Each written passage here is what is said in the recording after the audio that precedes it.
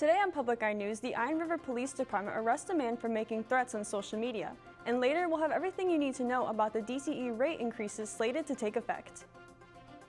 Beck Brearley will have your weather forecast for the next couple days, and later, Luke Niddle will have today's sports breakdown. I'm Gwen Case.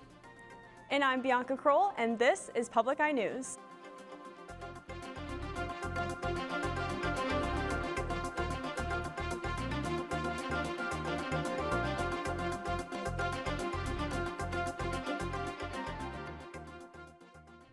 An Iron River man was arrested after making threatening comments on social media towards students. West Iron County schools were informed Wednesday night of someone writing threatening comments online.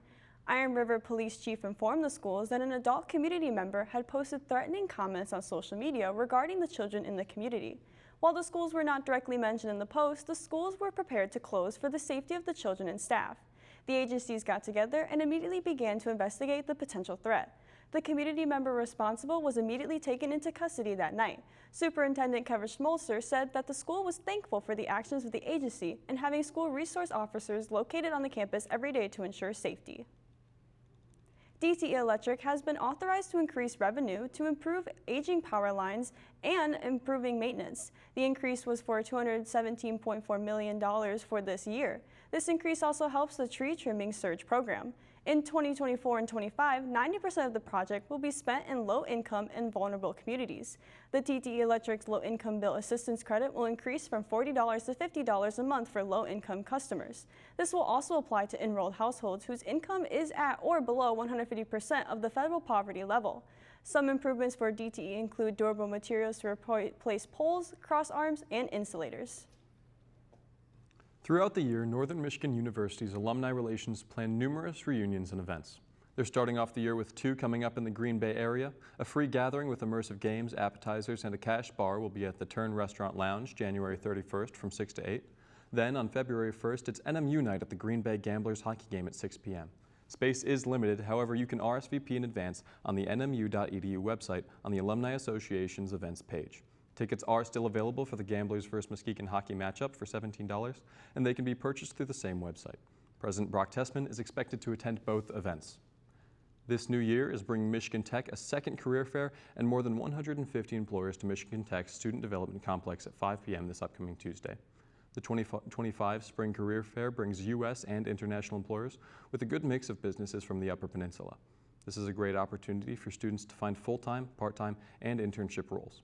Each of Tech's annual career fairs are followed by a career fest where students attend a series of recruiting and networking events with prospective employers. Recruiters are also given access to students' resumes to review and critique. A short calendar of next week's career readiness events include resume and interview prep with recruiters on Monday from 1 to 4, career fair on Tuesday from 12 to 5, and an interview day all day Wednesday from 9 to 5. Cell phones have become our camera, music device, television, and navigation system. Now, the smartphone is much smarter than ever. With more on the latest innovations, here's Dana Backus. Samsung is out with a new smartphone, and artificial intelligence is at the center of it. We are setting the standard for mobile AI innovation. The Galaxy S25 comes with Google's Gemini technology, which can help with questions or offer dinner ideas just by taking a look at what's in your refrigerator. Can you recommend me some recipes with these? Sure, here are some recipe ideas based on what I found in your fridge. Gemini is also available on Google Pixel phones and allows users to carry on a conversation. Can you explain organic chemistry as if it were some juicy gossip?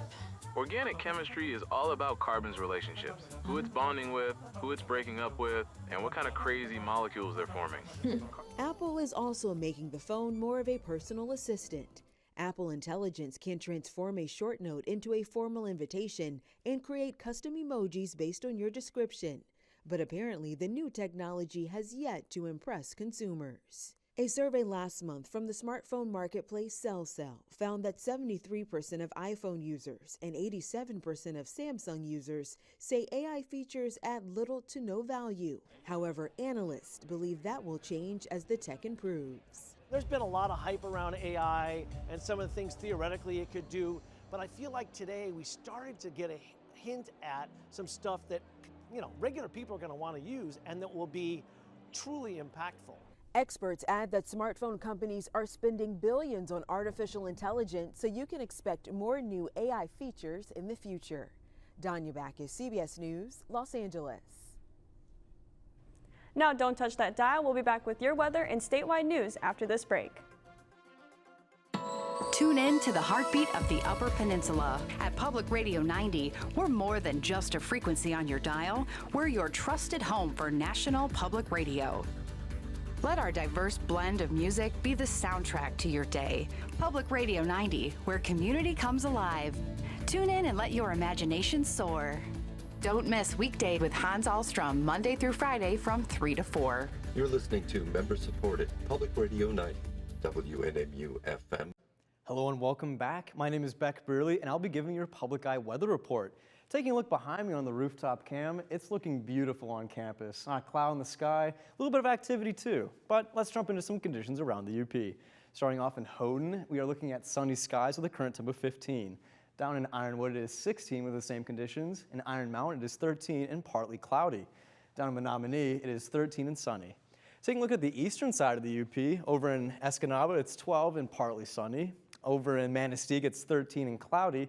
In Sault Ste. Marie, it's 18 and cloudy. And back in our lovely Marquette, it is 15 degrees and sunny. Taking a closer look at our current conditions, we're looking at winds out of the south-southwest at 6 miles per hour with a barometric pressure of 29.99 inches and falling. Tonight, we can see some cloudy conditions with a low of 10 and winds continuing out of the south-southwest at 16 miles per hour. And our current moon phase is a waning crescent. And tomorrow, partly cloudy skies, a high of 31, a low of 15, and winds out of the west-southwest at 13 miles per hour. Looking ahead, this Sunday, a high of 24, partly sunny skies, and a low of 21. This Monday, a high of 31 with some snowy conditions and a low of 13. And this Tuesday, a high of 19, snowy conditions, and a low of 15. That's all I have for weather. Back to the desk. Thank you, Beck, for that weather update. I am so happy that the sun is out again. Now moving into our statewide news, the Michigan Gaming Control Board issued a cease and desist letter to Dubra Limited NV, the operator of MyBookie.ag. The website offers a variety of casino-style games such as poker, slots, blackjack, and roulette. Users can even place bets on sporting events and horse races. MGCB Executive Director Henry Williams has stressed that the agency has a dedication to safeguard consumers. The investigation of the agency found that the website was accessible to Michigan citizens, which violates state laws. MGCB's investigation also found that the website was operating without a valid Michigan gambling license. MyBookie.ag has validated several breaches of the state laws. And Michigan's unemployment rate has seen an increase in the past year. Employment had declined by 11,000 over the month of December, while the unemployment rate rose by 8,000. Labor Market Information Director Wayne Rook said that the Michigan saw their unemployment rate rise in 2024. Michigan's unemployment rate has risen for the third consecutive month. This pushed the national unemployment rate to 0.1 of a percentage point to 4.1%. Michigan's jobless rate of 5.0% was the largest rate seen in the state since October of 2021. The rate of unemployment was 4.5%, which was a point larger than the 2023 annual rate of 3.9%. And with the bitter cold weather, many are staying inside and staying warm. Yet, the Consumer Product Safety Commission says that this is when we see the most deaths from carbon monoxide poisoning. Bradley Blackburn has more on how to keep your family safe.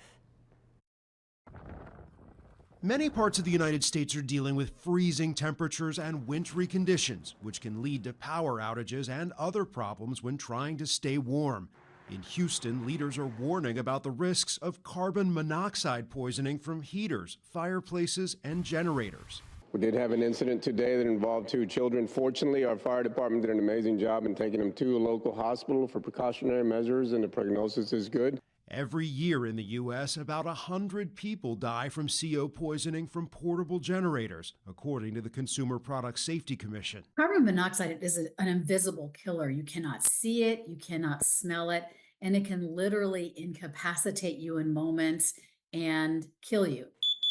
That's why prevention is critical. Number 1, make sure you have carbon monoxide alarms. Install one on every level of your home and outside sleeping areas. Check the batteries regularly. Number 2, get a professional inspection of your furnace and your other fuel burning appliances every year. And 3, never use a portable generator inside your home. That's where we see the most number of deaths related to carbon monoxide. While everyone is at risk, the CDC says infants, older adults, and people with heart disease or breathing problems are more likely to get sick from carbon monoxide. So know the symptoms, which include headache, dizziness, weakness, nausea, vomiting, sleepiness, and confusion. If you suspect CO poisoning, get out of the house to fresh air right away and then call 911. Bradley Blackburn, CBS News, New York. Luke Niddle will be back with your Public Eye Sports Report after this short break. Stay tuned. Hey everyone, I'm Ken Burns. To make our film resources even easier to use, we've now created Ken Burns in the Classroom on PBS Learning Media. There you can find hundreds of video clips from our films, as well as lesson plans, activities, discussion questions, handouts, and interactives to help you integrate the films into your classroom instruction. I hope you find these resources helpful. Thanks for doing what you do. Welcome back to Public Eye Sports. I'm your host, Luke Niddle, and I'll be taking you through our Friday breakdown.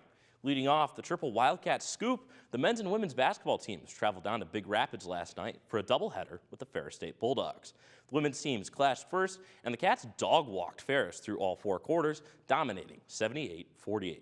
The game was a statement win for the program, as not only had Northern not picked up a win in Jim Wink Arena since the 2018-19 season, it was also the team's first GLIAC win by 30-plus points in 5 years.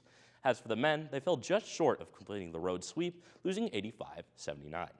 NMU kept the number 8 team in the country within striking distance all game, only losing each half by 3 points. Both teams will regroup tonight to finish the road trip on Saturday, this time heading to Lake Superior State tomorrow afternoon. And heading out of Michigan now and going across the pond, 6 wrestlers on the NMU Greco-Roman wrestling team made the trek to Sweden for the Sundsvall Open this Saturday and Sunday. The portion of the NMU team will make up over half of the total American team competing in the U20 and U23 brackets. Brendan Carey will hope to make it twice as nice in the 97 kg bracket as he took gold in the 2024 Sundsvall Open. Alongside Carey, Michael Higgins and Mason Parsons are also in prime position to grab a medal, as both have experience wrestling overseas. And ending off in the rink, it's that time of the year once again, as NMU and Michigan Tech face off in the circle for the 5th time this season.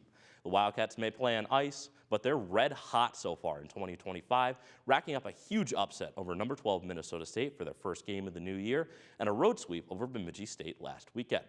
For the Huskies, they've opened up 2025 with a pair of splits against LSSU and Minnesota State, though Tech hasn't lost yet to the Cats in the 2024-25 campaign. For the home this weekend, the MTU offense will have their hands full trying to put one past Ryan Ouellette, who just earned his 2nd CCHA Goaltender of the Week nomination. Additionally, Ouellette has been nominated for the Hobey Baker Award, given annually to the nation's most outstanding player. That's all I have for sports. Back to the news desk. So it's sounding like an exciting rivalry week. Any thoughts on that? I really hope. I think we're going to take either a 50-50 on this or a full 100%. I think we can do it. I don't know, but maybe with this how it's going. I hope so too. I heard you have 2 more stories for us today, though. I do. First, Negaunee State Police are hosting a food drive together for the Negaunee St. Vincent de Paul Food Pantry. The drive ends February 21st, and donations can be dropped off at Fox Negaunee on US 41. Non-perishables and cleaning supplies are especially appreciated in these trying times. NMU's Campus Cinema is presenting Universal's The Wild Robot. It's a cute movie about compassionate robots' efforts to protect its animal companions, and the event will take place in Jamrich 1100 from 6 to 8 p.m. on January 26th. Wow, okay, so they're going to present The Wild Robot for this weekend at Campus Cinema. Do you think I'm going to go catch the movie? I'm going to try. I haven't had a chance to see it yet, and Universal's movies are usually pretty good. And that is all the time we have at Public Eye News. I'm Bianca Kroll. And I'm Gwen Case. And we'll see you on Monday.